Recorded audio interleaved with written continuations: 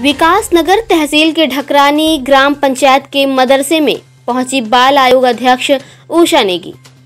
हम आपको बता दें कि उत्तराखंड शिक्षा विभाग की लापरवाही के कारण उत्तराखंड के मदरसों की देखभाल मदरसे शिक्षक ठीक से नहीं कर पा रहे हैं। एक मामला विकासनगर तहसील क्षेत्र के अंतर्गत ढकरानी ग्राम पंचायत के मदरसे की शिकायत आई कि शिक्षक द्वारा रंजिश के तहत छात्र की पिटाई हुई है, जिसकी शिकायत बच्चे के अभिभावकों ने बाल आयोग अध्यक्ष उषा नेगी से की।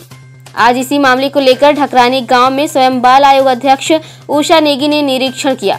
निरीक्षण में बालक आयोग अध्यक्ष उषा नेगी ने कहा, इस मदरसे की शिकायत पहली बार हमारे पास आई है, तो पहली गलती देखकर हमने मदरसा प्रबंधकों को वार्निंग दी है कि कोई भी इस प्रकार की गलती दोबारा न दोहराएं और बच्चों को अच्छी शिक्षा दें। उत्तराखंड सरकार शिक्षा विभाग के गाइडलाइन के अनुसार शिक्षा नीति को आगे बढ़ाएं।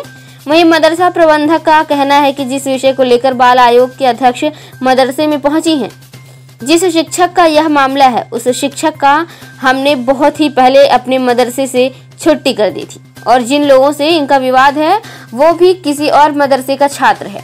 हमारा मदरसा पूर्णतः लॉकडाउन से अभी तक बंद है। हमारे स्कूल में सीसीटीवी कैमरे भी लगे हुए हैं, इन्हें भी खंगाल सकते हैं। विकासनगर से इंद्रपाल सिंह की ये रिपोर्ट।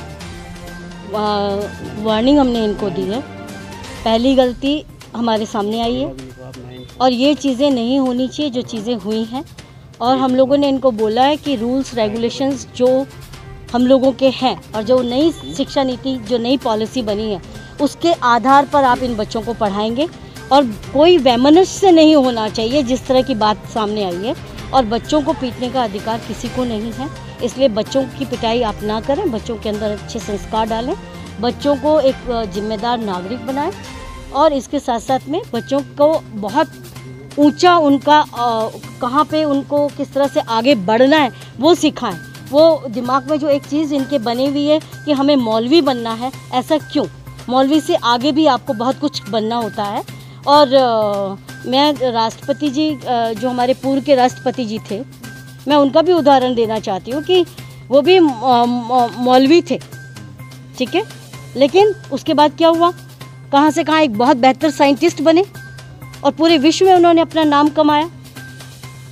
कमाल साहब ने अपना 86 अनाथ बच्चों का यहाँ पर मामला आया है, अनाथ बच्चे भी थे यहाँ पर, उनका कोई रिकॉर्ड नहीं मिला है। रिकॉर्ड मांगा है, तलब किया, इनका पूरा रिकॉर्ड हम लोगों ने मांगा है कि जो बच्चे यहाँ थे वो बच्चों किसके सुपुर्द आपने किए हैं और अगर उनको सुपुर्द किया है तो उनका एड्रेस और पूरी चीज़ें हम लोगों को उपलब्ध करवाएं। इस प्रकार की अगर घटनाएं सामने आती तो उसके लिए क्या ऐसा कुछ क्या करेंगे आप लोग? बिल्कुल, मान्यता तो ख़त्म होगी, मान्यता ख़त्म होगी, क्योंकि अगर आप इसको स्कूल की तरह रन कर रहे हैं तो मान्यता तो ख़त्म होगी।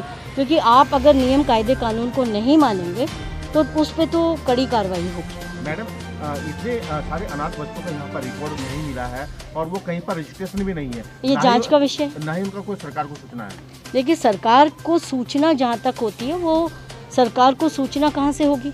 सूचना कौन देगा?